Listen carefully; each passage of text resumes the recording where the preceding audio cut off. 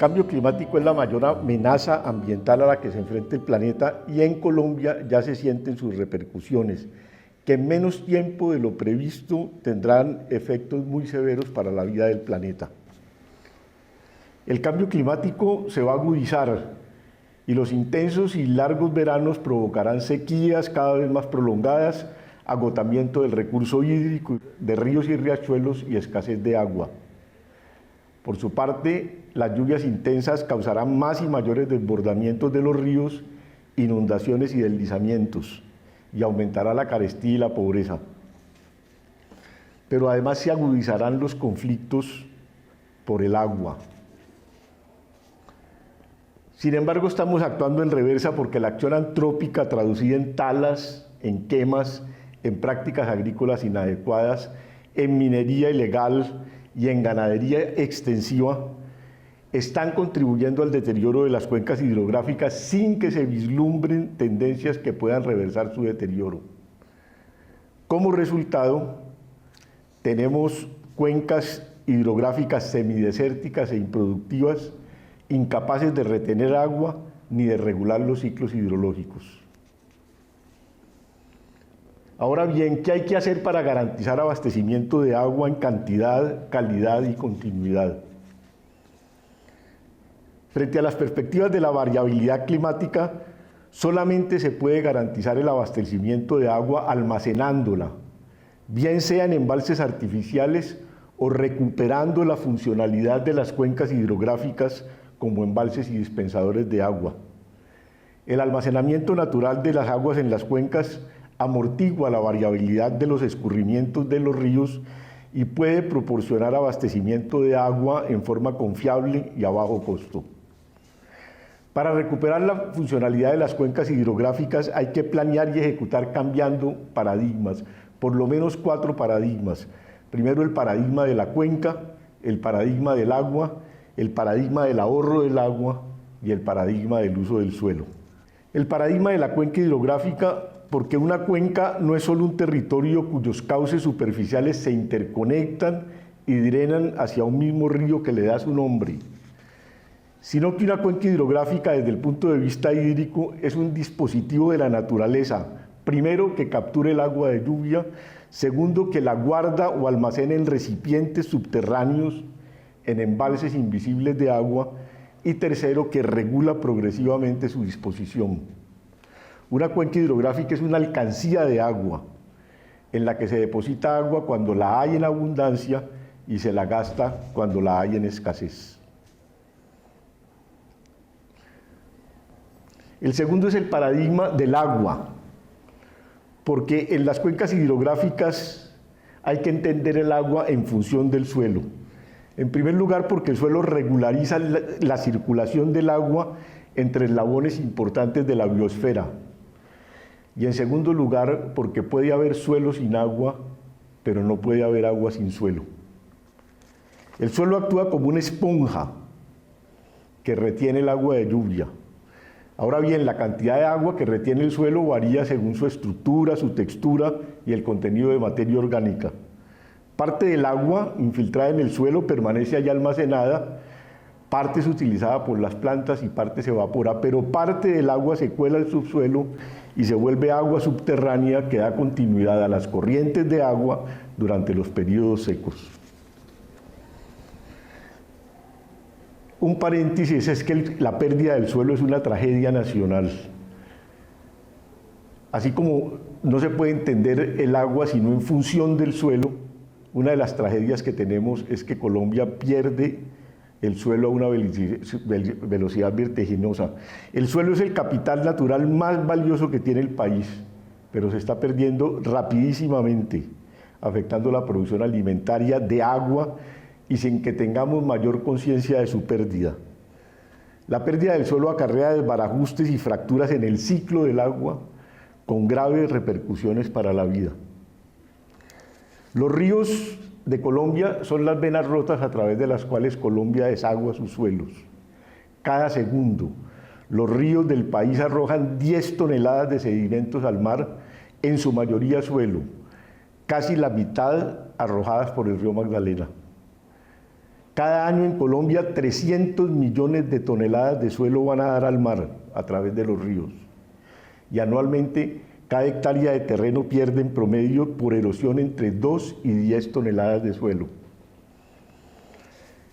Aquí tenemos una imagen satelital del río Magdalena, se ve Barranquilla, y podemos ver cómo la mancha café en el mar se prolonga hasta casi 200 kilómetros, que son suelos que arrastran los ríos. La erosión es un cáncer epidérmico que carcome la piel de la nación, pero la pérdida del suelo, a pesar de ser un problema monumental, tiende a ser ignorado e invisibilizado porque el suelo no se come, ni se bebe, ni se respira, porque su pérdida es imperceptible. Si uno se mira al espejo todos los días no se da cuenta de que está envejeciendo, pero si se mira cada 2 o 3 años o cada 10 años se da cuenta de que ha envejecido. El color café de los ríos, por otra parte, ya hace parte de los imaginarios. Es decir, está en el paisaje colombiano el color café de los ríos. Ya no extrañamos que los ríos no tengan un color transparente. Esta frase es una frase del Dalai Lama que realmente resume toda la problemática de pérdida del suelo. La capacidad del ser humano para destruir el medio ambiente es realmente alarmante.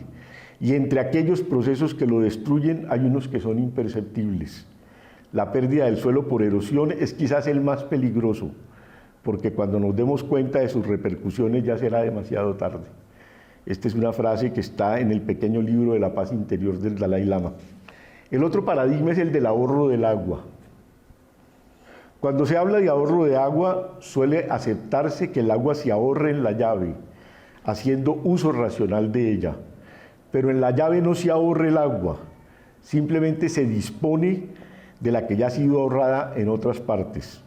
En la llave se gasta lo que ya se ahorró. Es como en los bancos, el dinero que uno gasta, lo gasta porque lo tiene ahorrado.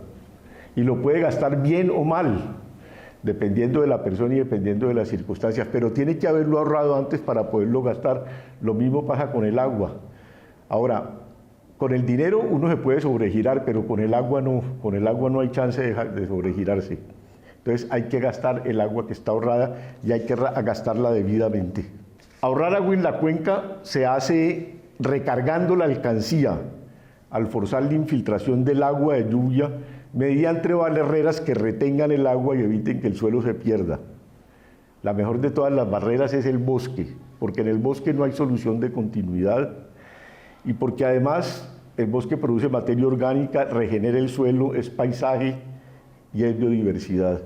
Pero no es la única barrera, son muchas otras barreras conocidas que contribuyen a la retención de agua y a la recarga de las alcancías de agua. Uno de los problemas, el paradigma del uso del suelo, hay que tener en cuenta dos confusiones. Uno es que suele confundirse el suelo con materia inerte, como parte del reino mineral, pero el suelo es un recurso vivo que tiene una increíble presencia de microorganismos útiles para el metabolismo del carbono y de los minerales que alimentan las plantas. En una pizca de suelo puede haber más vida que en muchos kilómetros a la redonda. Lo otro es que en los planes de ordenamiento territorial suele confundirse el suelo con el territorio. El suelo es un recurso, el territorio es una superficie. Cuando en los planes de ordenamiento territorial se habla de uso de suelo, en realidad se está hablando de utilización del territorio para actividades productivas, recreativas o residenciales. En muchos planes de ordenamiento territorial, cuando se hace referencia al uso del suelo, se excluyen áreas para la producción agrícola, olvidando que la variable tecnológica hace la diferencia. Aquí tenemos una imagen de cultivo de arroz en terrazas en China, que se utiliza en China desde hace 1000 años, sin que haya pérdida de suelo e infiltrando el agua a la cuenca.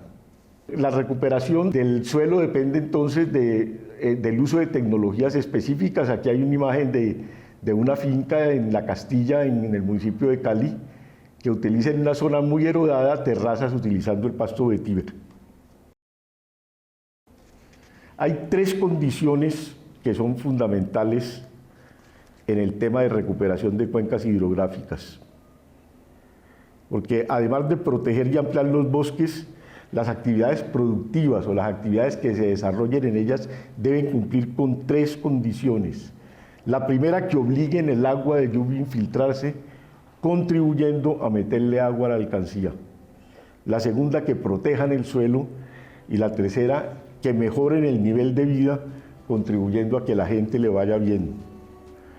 Cumpliendo con estas 3 condiciones, los campesinos que habitan en las cuencas, que son la mayoría, especialmente en los tiempos de posacuerdo, articularían la producción agropecuaria a la producción de agua con el beneficio de una triple cosecha: agua, alimentos e ingresos. Porque al fin de cuentas lo que importa es la gente.